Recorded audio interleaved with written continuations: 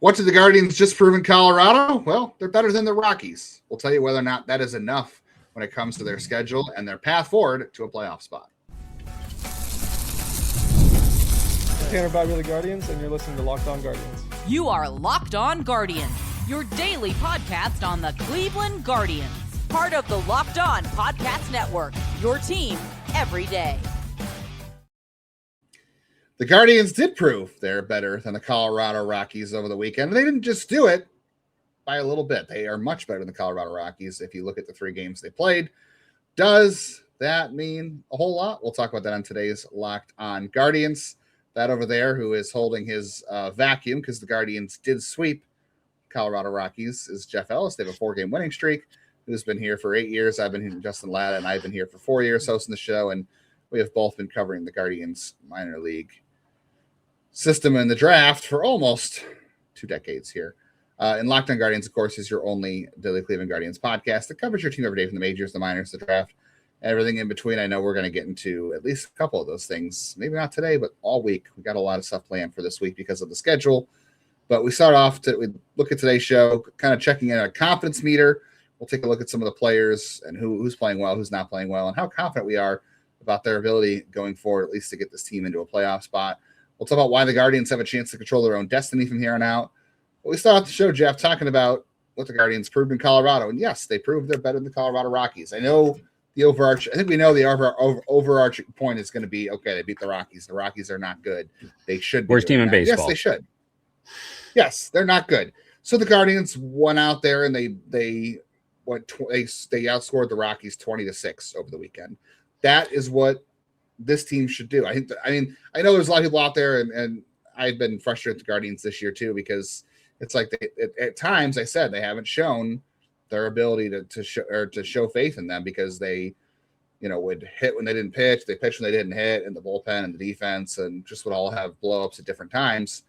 Well, since that San Diego series, this is like 3 straight series now where the defense hasn't shot them in the foot. They only had they had the Angel Martinez base running error on Sunday that didn't come back to hurt them, thankfully. And honestly, they were a couple hits short of sweeping the Giants. We should be looking right now at a 5-game win streak. But this is what 6. the team should be doing in this stretch. 6. Yes, I'm sorry, 6. They should have a 6-game winning streak right now if they beat the Giants and in that 1-0 game. That's what the team should be doing. They should be doing this, absolutely. But you still got to roll out of there. You still have to do it, because how many times this year, Jeff, did we see this team go out and play against an opponent we quote unquote deemed inferior in the Guardians, and they went out there and they stubbed their foot and they did something like the Mets. The Mets series. Going to bring that up. The Mets. You beat me to it. They should have. Yeah, they should have. By all accounts, they should have swept the Mets. So just because you say, hey, the Rockies and the Giants, they stink. Yes, they do stink. But it wasn't a given the Guardians did this to the Mets, or concern the Mets and then other teams this year. They had to go out and they had to do it. And now maybe they have a little bit of confidence right now. That's what you're hoping they carry into LA or Anaheim. I'm not going to call it LA. Yeah. I was going to say you kind of beat me to a lot of it, but just throughout this year, we've seen you can't take anything for granted. And you have to kind of play the games as they come. And these were a very clean series, and it's nice to see them continue to build, right? That's the important thing. Jo Adell and Nathaniel, as a father of a Nathaniel, who only goes by Nathaniel, I don't want to get myself in trouble there, but they have been a great addition to the middle of the lineup. Jo Adell has been exactly what I talked about when they added him. It's for that cost, it was a great trade, and he did things his team lacked. He hit with runners in scoring position. He hits the ball hard, and he hits lefties, and he did really well with all of that. Through the course of the weekend. There will be ups and downs, but enjoy the high right now, right? That's what you want to take with this. And Hanau has been a fantastic addition. And it's, he's an interesting addition because essentially when they called him up, when they did, that means he'll lose his rookie status. So next year they wouldn't be able to potentially get a draft pick for him. They kind of said, forget it, whatever, we'll move on. And instead of getting a full year of that extra year of control with him, they're just we're going to get a few months. The way they played it was to go for broke between some of their trades and this, and it's working right now. Listen, the starting pitching has been fantastic for a while. Yeah, it's Colorado, and it's a team that's had some ups and downs with their pitching, to say the least, but you have to take advantage of those moments. And sometimes facing a bad team and taking advantage of those moments helps guys find rhythm, helps guys find confidence, and helps guys play better. So I'm not going to sit back and just be like, oh, the Giants are bad. The Rockies are bad. The Angels are bad. Yeah, you got to take care of business. We talked about this is the stretch. By the time this stretch is done, they need to be in at least the third wild card slot. They need to take care of business. Now, the Angels, since they fired everyone, have pitched a lot better. They actually have coaches, and that has helped their team, but they're still losing a lot of games. So even though the pitching's better, the hitting is not. So it's the next one up, next series up situation. But yeah, I agree. Right now, you're just focused on a lot of guys look good. A lot of players are stepping forward, and guys are hopefully finding confidence. So we aren't going to see more of that pressing that they were clearly doing when things went wrong. Yeah, like Travis Bazzana, he was going through it at times for sure. He was struggling, maintaining about a league average offensive rate, but he was definitely scuffling at points. You could see, I know he went I forget what the stretch was, but he was in an O for a stretch for a little bit there. And, he talked about doing some extra work in the cage on the Friday or Saturday at Colorado. And he, talked about trying to stay at the middle more and trying to keep his weight over the plate a little bit more, his balance and all that kind of stuff. And that's helping him hit the ball with authority a little bit more instead of leaning out and rolling over on pitches or popping up to left field, which he had gotten into some bad habits. Okay, well, he did that against the Rockies. Look at the game on, was it Friday or Saturday? He hit the 4-hit game on Friday, I think. He hit the ball back up the middle 2 or 3 times really hard. He hit the ball hard on Sunday too. He had a good weekend in terms of hitting the ball hard and getting hits, impacting the game. He had a steal. He had some good defensive plays. Like you said, those are things that can build confidence. And you take advantage, not necessarily you're always working on things, but you are working on things and you're taking advantage of trying to see them in a game when you're facing a team like Colorado who's struggling, so you're doing better things. So that's a big thing for Bazzana.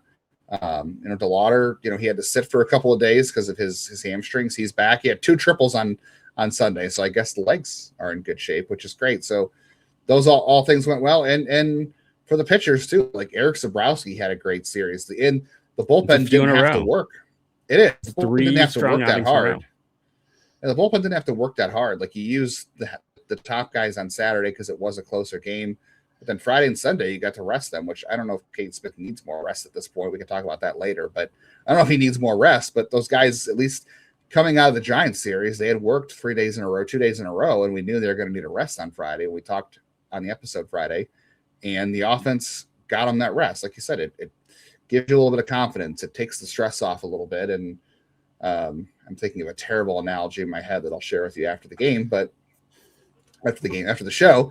But yeah, it gets kind of gets the monkey off your back there, and now you feel more confident going forward. And this is the team. The offense, again, we've talked about this at times. The offense has been fine. Yes, they lost 1-0 to the Giants. They've had some other issues. The offense overall has not been the problem.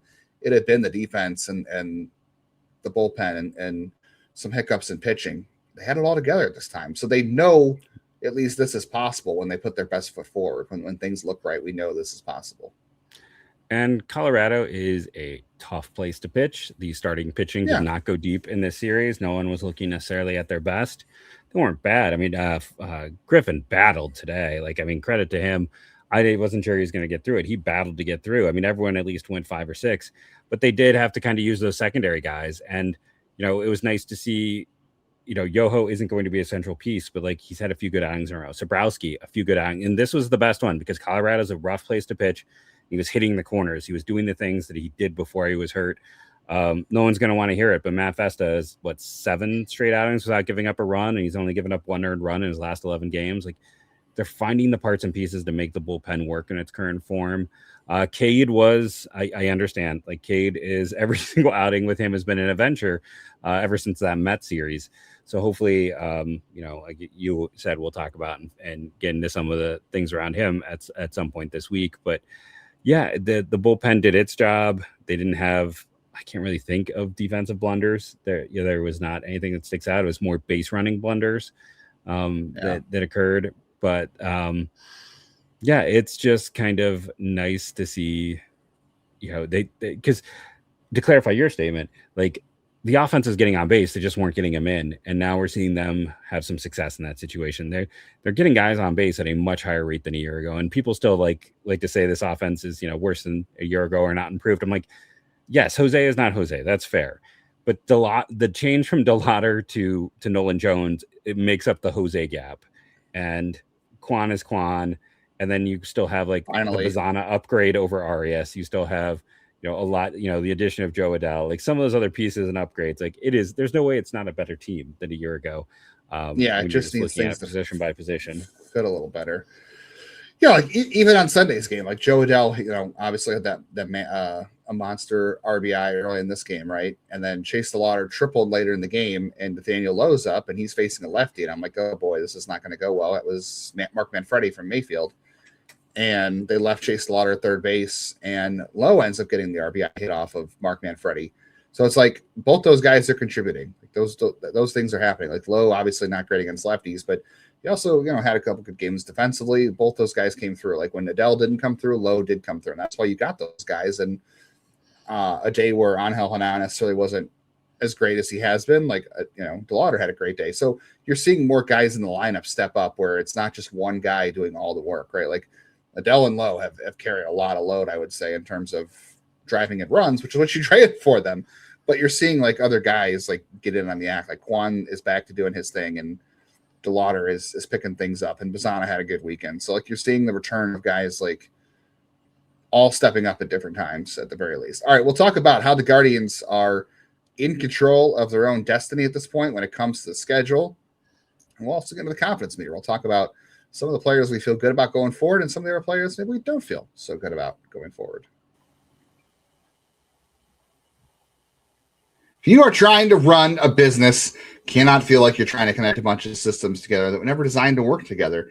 You can't have one app for accounting, another for inventory, another for sales, and none of them talk to each other. That is where Odoo comes in. Odoo is an all-in-one business management software that brings every part of your business together in one powerful platform. From sales and accounting to inventory and marketing, everything works in one place. So Odoo is a platform you need to manage, grow, and scale your business, because the best organizations know that success not just about talent, but having everyone work towards the same goal. And it's true in sports, just like it is in business. Right now, the Guardians are kind of getting things on track. The offense has been a little better. The bullpen's figured things out. The rotation's been good all year. Things are starting to look interconnected the way they should. Question is, they got to keep it running smoothly, because great organizations win because operations matter. And that's why you should get Odoo. Try it for free today at odoo.com/lockedon. That's odoo.com/lockedon.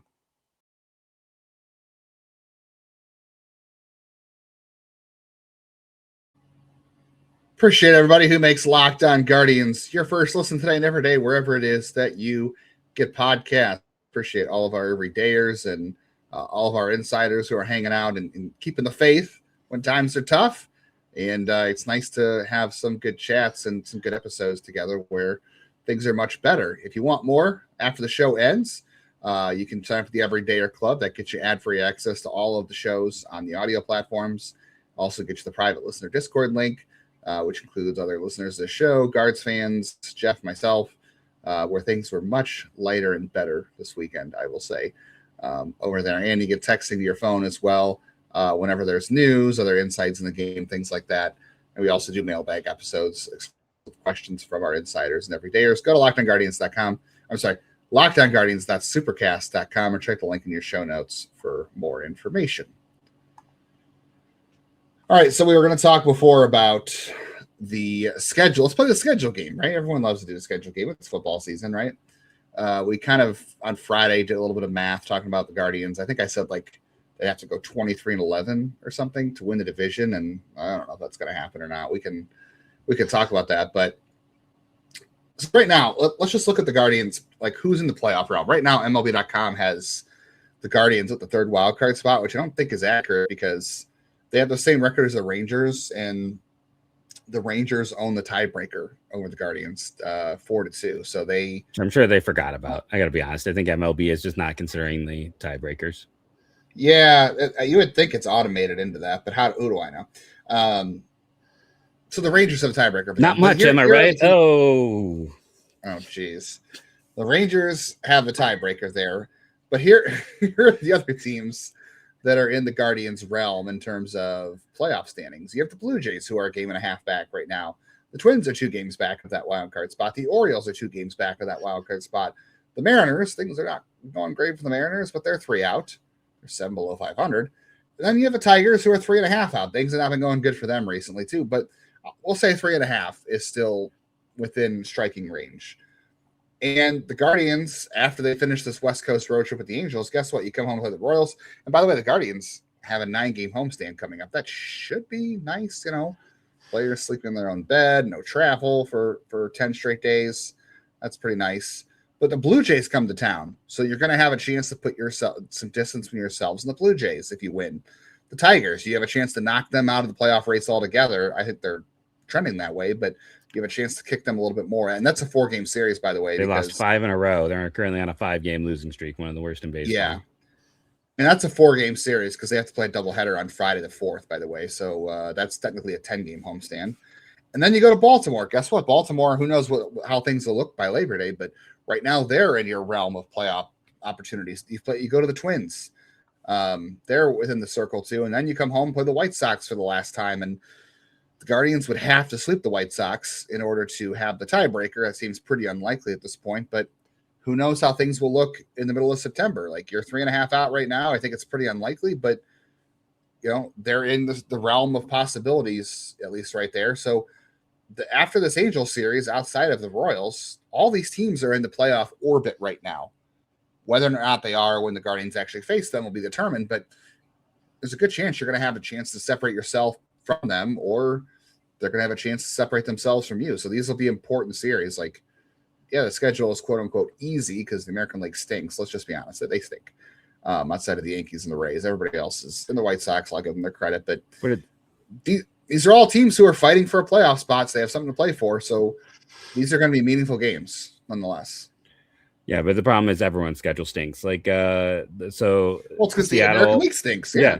Seattle has the easiest schedule than Toronto, then Cleveland, Minnesota, Chicago, then the Dodgers, then the Cardinals, the Athletics, the Nationals, the Diamondbacks, and then Baltimore. Those are the teams that have the easiest schedules. In terms of American League teams, you don't get an American League team that has the hardest schedule until you get to Texas, who's at 9th. Texas and Tampa are the only ones in the top 10. So, yeah, it's going to be interesting.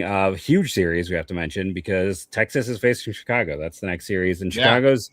I got to be honest, I'm kind of rooting for the White Sox in that one because I think getting back in this division race is near impossible.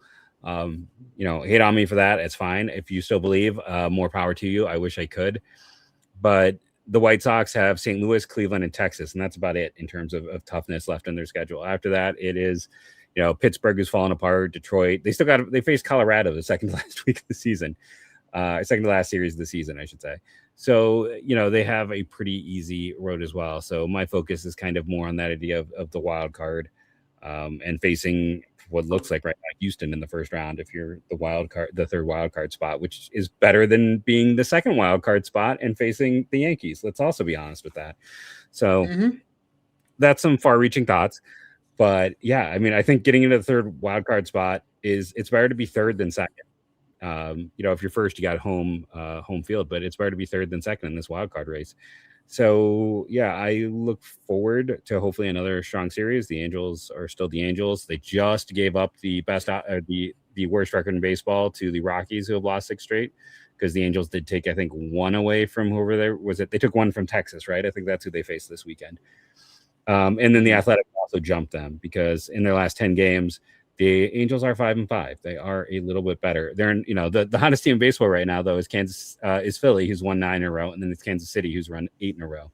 So it just but Kansas City's done that by sweeping Colorado, sweeping Detroit, and then taking one of those. So they took 4 from, or was it the Athletics?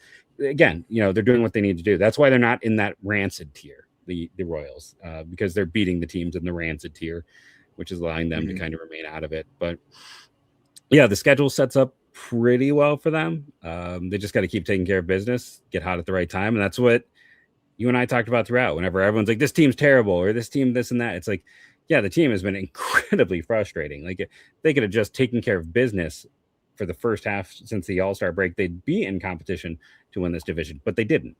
So that frustration, those ups and downs, right now they're performing. And yes, it's against bad teams, but what's the alternative? To lose to bad teams? Of course. So they're winning.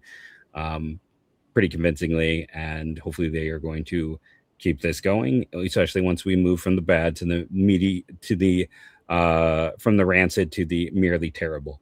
We'll have to see. And then against the tough, but they've got a chance. That rotation that they have, those 5 arms are all tough. Like Cantillo has really improved. Messick would win the Rookie of the Year in most years, but McConnell has been equally amazing. Like, and then you got Gavin and Tanner as well. And Gavin's had some really high points, and Tanner's among the lead leaguers in quality starts. And I didn't even talk about Foster. They went and traded all those pieces for it. The rotation is going to give them a chance from here to the rest of the year. It is. We'll talk a little more about the schedule. When we come back, we'll also have a chance to talk more about some of the players Jeff mentioned. Talk about confidence meters and how that all looks as it shakes out. And a big thank you to our friends at Amazon for today's limited break. This back-to-school season, you want to spend less on your kids doing it on Amazon because the back-to-school shopping experience is one I remember very well. It's crazy, it's chaotic, it's stressful. You get a couple items on the list, suddenly there's supplies and clothes and all these other things that add up that you just didn't see coming. It takes a lot to get through the school year, especially if you're trying to go last minute, right? Kids have already started school in some places. They're going to be starting awfully soon. You don't want to be caught off guard. Don't be rushing into the stores at the last minute, trying to run around, see what's on the list. You're trying to dig through what's left at some store. You don't want to go out. You want to save time. You want to save money. You want to do it on Amazon. And again, you can help the teachers out in your classroom who need stuff. You can help yourself out by not running around on a crazy schedule, trying to get things at the last minute and spending all that money. You can save a little more time and money. You can always make more money. Time you can't get back. So both those things are going to be accomplished on Amazon. Remember, with Amazon's low back-to-school prices, spend less on your kids because every dollar you don't spend on them is a dollar you haven't spent on them. So shop back-to-school at Amazon and spend less on your kids.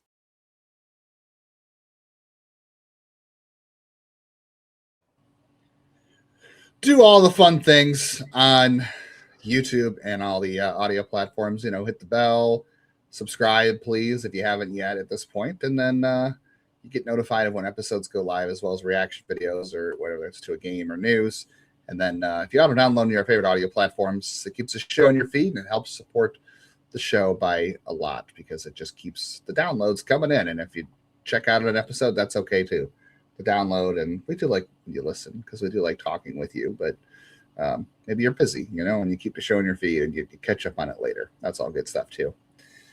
The other thing I was going to say too about the schedule is that some of these the White Sox and the Rangers playing this week, like one way or the other, the Guardians should benefit. Like they did the sweep. I said in the 6-game road trip I wanted Cleveland to go 5-1 at the very least, and they're 3-0. So they're off to that stretch right there. If they win 2 or 3 in Anaheim, I'll take that. And one way or the other, the Guardians, if they take 2 or 3 in Anaheim, who wins between the White Sox and the Rangers, the Guardians benefit as long as they take care of their own business. So they either kick the Rangers further away or they get closer to the White Sox again somehow. So as long as the Guardians take care of business one or another, they're gonna improve this week in terms of clutching a playoff spot at this point. And the other thing too is we'll talk about this tomorrow or this week is about how much credit we're giving anybody in the American League or for making the playoffs in this sorry year they're putting together, which I think has a lot of layers to it. The other thing is too, like I just want to point out because Jeff and I were talking about this before today too about teams over 500. Like you said, the Royals right now are playing hot, right? Well, it matters. The schedule matters, but it matters when you play a team too. So like right now, if you looked at the White Sox schedule, I would say like, oh, they play X amount of teams that are below 500 the rest of the way. Well, the Guardians are a game below 500. If they win on Monday, they're above 500 or they're at 500. So all of a sudden the White Sox schedule gets better. I mean, maybe not. 500 is great, but I just think it's so weird. Like the Guardians played the Mariners forever ago, and the Mariners are terrible right now, but maybe for the first half they were a decent team. Well, now they look like a crappy team, which maybe they are a crappy team, but when you played them, they weren't that crappy. You know what I mean? So Bryce Miller was still good then. Whew, yeah, Bryce Miller not so good now. But it still just bugs me as people look at that, and I'm like, there's a lot of half truisms when it comes to record against teams over 500, if you ask me. Yeah, I mean, anyone who if we had faced Boston in the first month of the season as opposed to the last They month were of the season, terrible. how much different that would be. Even if we faced them in the first month instead of when we faced them at the end of May, where they're starting to turn things around, like it's when you face them, not like the record in the moment. I mean, like I said, I don't honestly, I couldn't tell you how much I believe that Kansas City is fixed right now and how much is that, they're just facing the putrid. Like I said, there is Colorado, the Angels, the Giants, those teams are just in their own tier of terribleness. The Athletics, and hey, Cleveland still after the Angels series will have a series against the Athletics coming up. But then again, the Athletics just took 2 games from somebody. I'm not sure who it was. I'd have to go look at the schedule. Their roster is.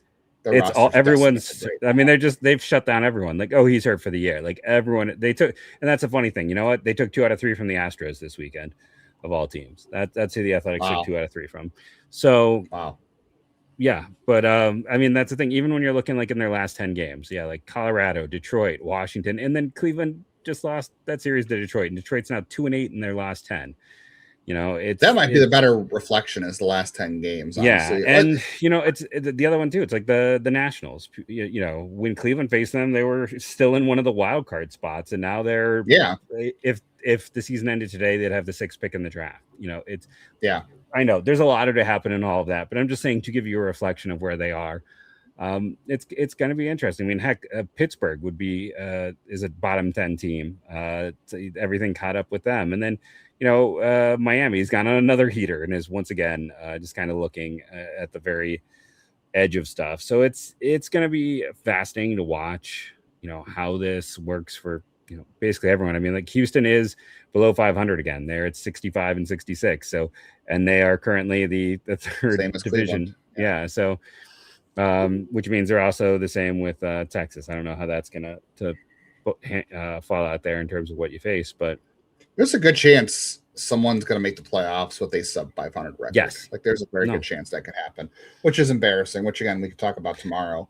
And I think the better stat, I was just going to say, I think the better stat would be what was the record of the team when you faced them? Like, you face the team when they were under 500 or above 500? Because I would rather have that. Like, how many teams did you beat or lose to when the record was above or below 500? Not just record against 500, but changes. Everyone loves to be like, oh, well, Cleveland gets fat on the Central. It's like, yeah, I'm not saying the Central is necessarily good. It's bad, but it's not as bad as the West. Like the AL West is the worst division in baseball. Like they have, for a time there, the top 6 picks in the draft, 3 of them would be from the West. Seattle, won a game this weekend to help them rebound a little bit. So now they're down, but it's like the Central isn't the worst division in baseball. They keep getting teams that, do a little bit of damage in the postseason. It's hard for small market teams to do any damage in the postseason. That's an off-season discussion, but yeah, it's going to be fascinating to watch. And I feel like I've said that way too many times now, so I apologize. It's going to be this series. They got to take care of business. That's the bottom line. Got to take care of business. Yeah. And then you get to set up against some of these teams where it's going to be like, it's kind of like a boxing match from here on out. It's very much, you have to knock out your opponent to keep going to have that chance to make the postseason. All right, let's wrap up here the last couple minutes and just kind of go through the confidence meter. We'll see how many we can get to. We can always kick this into tomorrow because I'll have to talk about tomorrow's coverage because it's a 9:30 Eastern start, which will be a little bit different for us. We'll explain that here at the end. But so we'll start with the bullpen. I'll just say I want to bring up Cade Smith because we had this conversation before. Cade Smith for the second half does have a 337 FIP, which is unusual for him. His walk rate's a little bit high. My confidence, and I'll ask you the same thing, my confidence in him hasn't changed. Yeah, the walks have been kind of an issue, which, we had some control issues in the minors. We knew that. I'm going to right now believe that it's due to inconsistent work. I think if they can give him more leads, get him in the game more often, I think he'll get back to what he normally is. I think the fact that he has just had so few leads to protect over the last 2 weeks, I think a lot. I think that's what's the problem here for the most part. I know the Mets series was ugly, but I think for the most part, that's what's hurting Smith, even though he's been solid overall. I disagree. My confidence is a little bit shaken because this isn't the first time this has happened this year. He started out the year with some of these similar issues, the inability to land his pitches, the inability to get things in the zone. He's definitely had this point already. Like, it'd be one thing if this was just popping up now, but we saw it last year as well. We've seen this at least 3 times in the year and a half he's had the closer role. And it hasn't hurt them yet, but I am not, when he comes in, listen, when Cade was at peak earlier this year, and when Clase was the closer most of the time, when they came in, I thought game over. Right now, when Cade comes in, I'm pacing, I'm a little nervous. So my confidence is it's still like a B+, but it is not. I am not. I don't think game is over when Cade Smith comes in. Yeah, I still think it is, but more often than not. But yeah, we'll see what happens. I'm just curious to see what happens when it gets more consistent work. How about Eric Sabrowski and Tim Herrin? I'll group those two guys together because they're very important pitchers in this bullpen, being the leveraged left-handers, especially Sabrowski. Sabrowski, 225 FIP in the second half, 186 ERA. And then Tim Herrin, 350 FIP. Not, it's not a great number, but considering where Tim Herrin has been at some points over the last 2 years, and Tim Herrin, by the way, 345 BABIP. Are we thinking a little bad luck there? Like, I know pitchers, it's a little bit different because if you give up a lot of hard hits, that's one thing. I haven't looked at his hard hit percentage, but I'm trending in a favorable direction for both of them right now. I know it's a scary thing to say, but I think I am. So a little bit, like, I'm probably a C+ when it comes to Sabrowski because he's consistently missed at bats, and he had a really high point earlier this year, and we're starting to see some of the turnaround. I'm still like a C- D+ for Herrin. His hard hit isn't great; it's middle of the pack. His walk rate is still too high. He's been a better second half guy, I know, and it is kind of funny. Like, if you look, we're talking about a guy with 3.38 ERA, in a 128 WHIP, and acting like he's not good, which also goes to show why I don't use ERA or WHIP as evaluative stats, especially for relievers. But yeah, I mean, the expected batting average is not great on him. They're not doing great things when they face him, but then when they do, it's kind of an all or nothing. He's almost like a 3 outcomes pitcher right now. It's either like a home run, a walk, or weak contact is kind of where it is. And that's never going to make me very comfortable. So I'm always going to be a little leery of that approach. Yeah, I think Matt Festa too, just to wrap this up real quick. Matt Festa, as long as he's used in the right role, I feel confident. Just stop bringing him in with runners on and don't bring him in extra innings. Otherwise, he's fine. They're going to bring him in with runners on because he doesn't walk guys. That's the reason they'll do that, is he doesn't walk guys. And he's like the one guy in the pen they can count on to not walk people right now, unfortunately. He's a B, but I agree with you. It's like he should be your 6th or 7th inning guy. He's pitching well. He is, as much as, like, Festa, Fink, and Bazzana are the 3 most hated guys on the roster by our comments, votes. It feels like Festa is it's kind of a little undeserved. He's been fine. He did have a really rough stretch in July. I'm not going to lie. Before this great stretch, he was pretty terrible. But the fun world of relievers. He's Brian Shaw light. All right, we didn't get into Colin Holderman, which we can talk about. Hunter Gaddis. We'll get into them. Craig Yoho. We'll kick that to tomorrow, as well as a couple other things that got planned. So, because the Guardians are playing at 9:30 Eastern, 8:30 Central for Jeff, we are not going to have an episode that completely covers the entire game because we both have real jobs and bedtimes that we need to adhere to. So we'll probably record live during some of those games as things are happening. We won't get to the full game. So we'll talk about some of that. We'll talk about some future roster decisions. Who's the future shortstop? We'll do some minor league check-ins. We'll continue to play the confidence meter game. We'll have lots of stuff all week, even though we won't have full game recaps.